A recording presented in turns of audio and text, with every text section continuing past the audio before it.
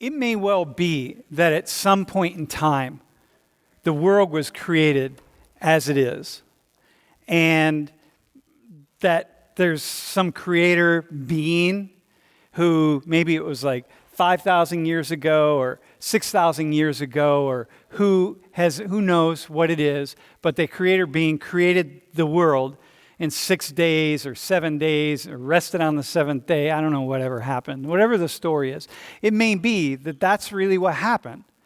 And, okay, that's the story. I don't know. There are any number of stories that could be. I'm just going to say that it doesn't really matter to me, per se. I study enough of the evolutionary process about, the fossil record, the genetic record, all sorts of things. And that story is a story in which, human beings, Homo sapiens first emerged here in the Nilotic region of Africa, okay? And then you see this sort of progress up to where we get Homo erectus and then Homo sapiens, and that would be us. And then slowly, these two-legged creatures start moving out of Africa. And they go around the world, and they populate the world. And these are more or less the areas in which, the patterns, the migration patterns. And what happens is that as people leave these areas, they go to different places in Africa, south, west, etc. But as they move in different places in the world, they encounter different environmental conditions.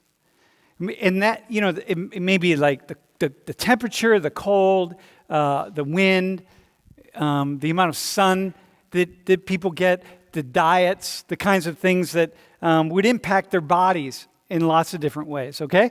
And as a result, in certain conditions, certain bodies and certain body types thrived more than others. And the body adapts to it, meaning that, something like texture of hair, or the size of our nose, or how tall we are, or how wide we are, or any number, the percentage of fat on our bodies. Any number of things that over a particular time, nature has this way, life itself wants to survive and wants to thrive. And maybe that's really what God is, right? God is everything.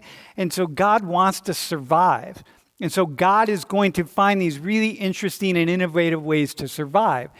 And it may be, for example, that in this particular region, right here, as opposed to here, a certain hair texture is really just much more adaptable. It's just better for thriving, right? And it just makes sense so that the people with a particular hair texture, they tend to thrive in that region. But if they go to another region, hair, the body acclimates to the region, and suddenly a different hair texture is really just better, more adaptive, and will allow the body to thrive in that particular region.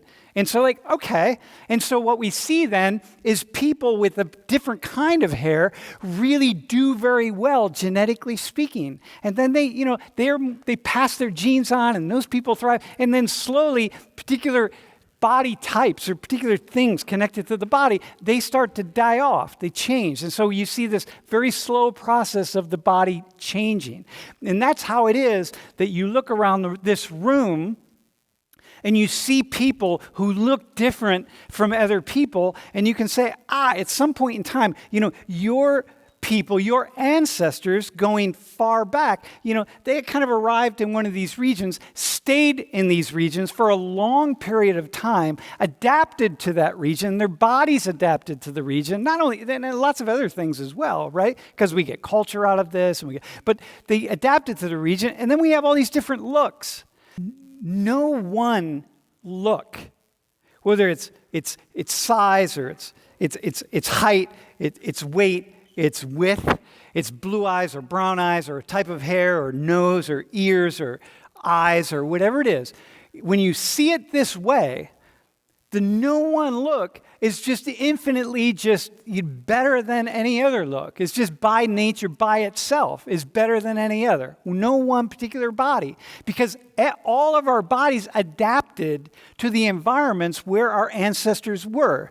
And so like, I don't look in a mirror and think like, oh, I'm a white person. Any degree to which I would say, oh, I really like my hair.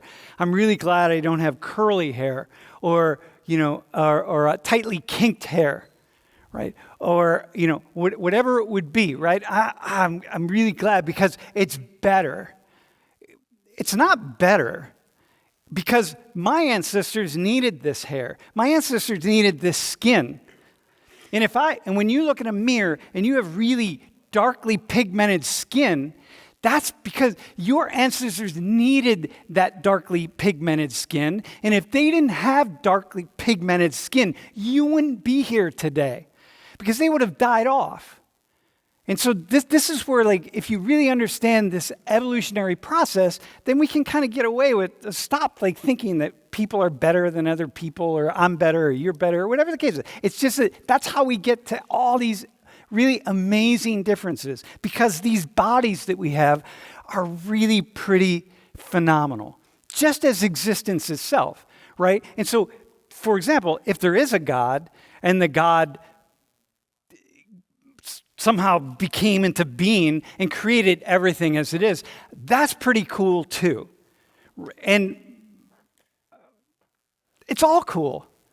You got it? But this is the story of evolution. So when you say, I don't believe in evolution, what you're doing is you're basically saying there's this whole world of science who have mountains and mountains and mountains and millions and millions and millions of hours of studying these human bodies over time in different areas of the world. You're basically saying all of their work is irrelevant. And it's not really irrelevant. It's actually pretty cool. And when you study this, and I'm making a plea now, right?